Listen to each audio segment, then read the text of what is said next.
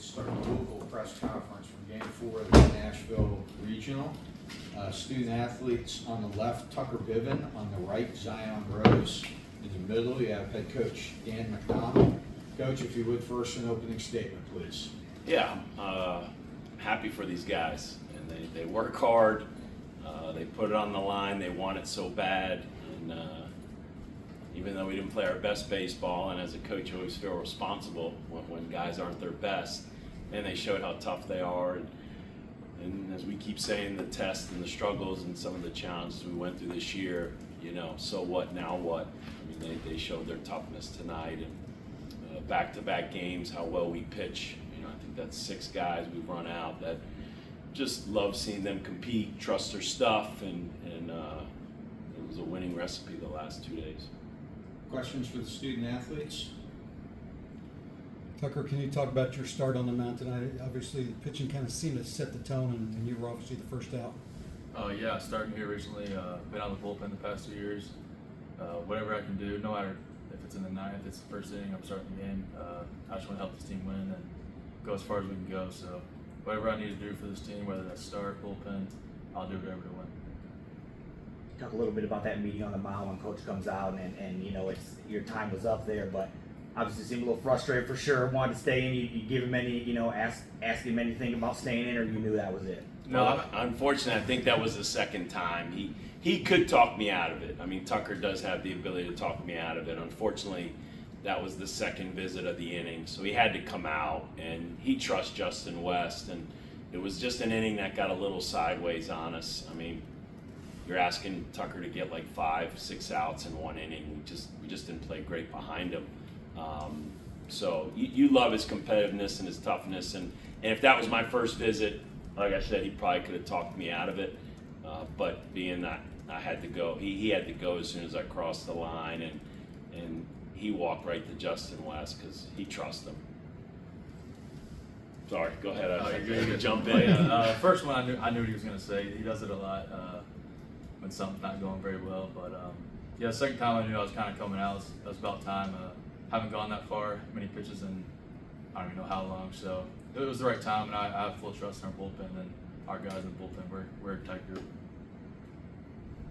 Zion, on a night where the pitching kind of controlled things for Louisville, you and Matt both had the big hits. Can you just talk about the importance of finding the big hit when the moment does come? Yeah, I believe our team did a great job as hitters, you know, getting deep in the counts. We got the 2 strikes line. You know, we're just fighting off, working his pitch count, and that just led up to me being able to get him in that count early on. So yeah, I think overall as a team, we did a really good job of fighting in the box today. Just going off of that, Zion, it seems like you guys have hit a lot of home runs lately. What was it like for you to see that one kind of go over the fence? It felt good. Yeah, I know. It felt good. I got caught in the moment a little bit, rounding the bases, but you know, this is what we all came here for. You know, these moments, this rivalry, the history between these 2 teams. So yeah, I got a little excited in the moment. For both the players, there was a rivalry between you and Louisville, or you and Vanderbilt, and you've had this program's had some history here in Nashville. To get the big win, there's a lot of emotion out of it. How do you make sure you don't get too high following that big win?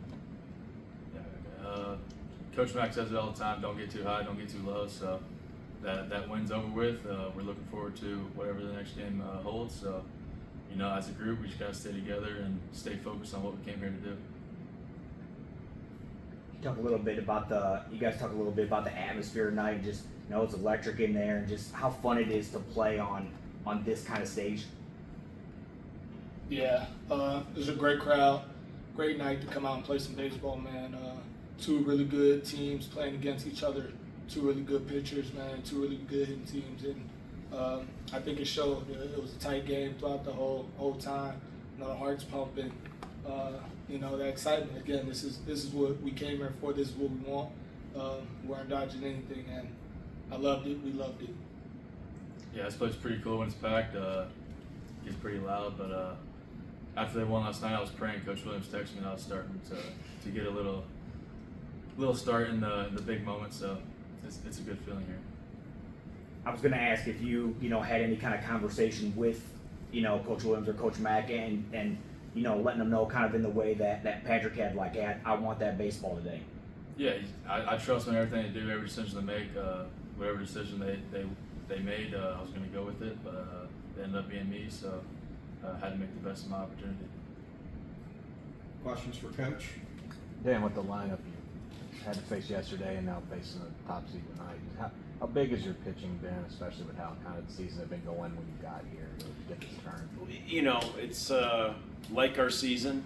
It's just been a little up and down. There have been some great moments, great weekends where we pitched, and then there were obviously some tough stretches in there, and having a few guys down, and felt like maybe we got a little fatigued at the end. But you love seeing these guys trust their stuff. They're super talented. They work hard, and yeah, like I think I mentioned, 6 arms. Forbes, Cutts, Biven, West, Daniel Levitz, and Schweitzer. Man, that is against 2 great offenses. 2 really good lineups.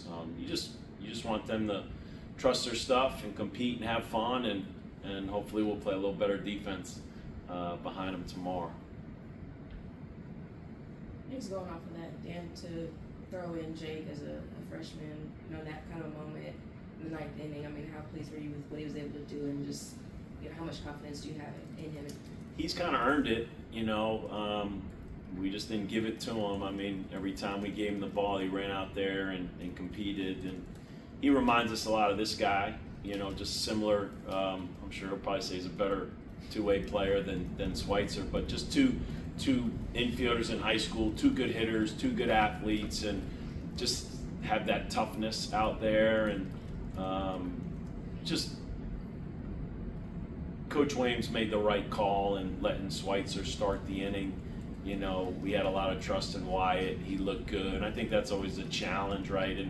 In coaching, is when to take a guy out, or just thought Coach Williams did a phenomenal job in these last 2 days and it's worked out well because these guys have pitched well. They've been able to kind of control their own inning, start the inning.